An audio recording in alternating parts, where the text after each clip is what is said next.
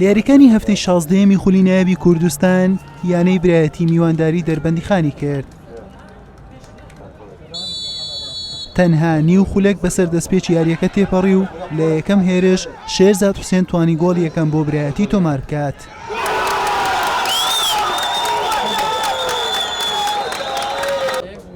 لە خولەکی نۆ و لە لێدانێکی ڕاستەوخۆ بیلال ساڵح بەسەر گۆڵی دووەمی بۆ برایەتی سپی پۆش تۆمار کرد.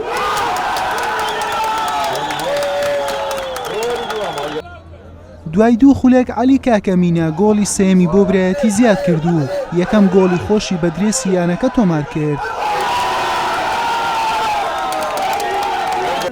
یانەی دەربەندیخان ژمارەی هێرشەکانی لە برایەتی میواندار زیاتر بوو، بەڵام لە دەستدانی دەرفەتەکان بە ئاسانی و نەقۆستنەوەی بۆ گۆڵ تۆمارکردن وای کردنیوەی یەکەم با سێ گۆڵی پاک بە سوودی یانەی برایەتی بە کۆتا بێت. لانیوەی دووەم یاریەکە برایەتی گەڕابیەوە دواوە بە مەبەستی بەرگریکردن لە گۆڵەکانی، ئەمە ژوای کرد دەربەندیخان فشاری تەواو بخاتە سەر گۆڵەکەی، بەڵام بەبێ بوونی ئامانج لەلایەک لە دەستدانی دەرفەتەکان بە ئاسانی و لەلایەکی دیکەش بە هێزی هێڵی بەرگری برایەتی و گۆڵ پارێزە بە ئەزمونەکەی سەرهەنگ موحسین ڕێگەی نەدا بۆ جارێکیش بێت تۆڕی گۆڵی برایەتی بەهژێت و یاریەکە بە سوودی برایەتی با سێ گۆڵی بێوەڵام بە کۆتا هات.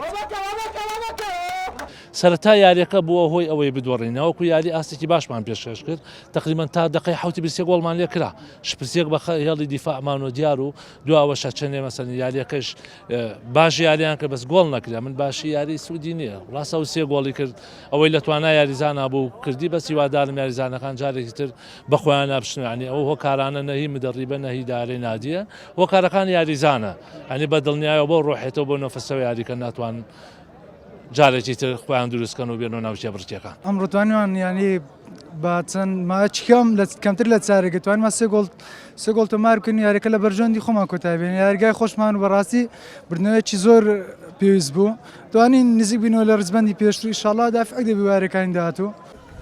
یانەی برایەتی بەم سەرکەوتنا کۆی خاڵەکانی بۆ 23 خاڵ بەرز کردەوە و هاتە خانەی چوارەم بە شێوەیەکی کاتی و دەربەندیخانیش پاشەکشەی کرد بۆ خانەی پێشکۆتایی بە 14 خاڵ و بەکاتی.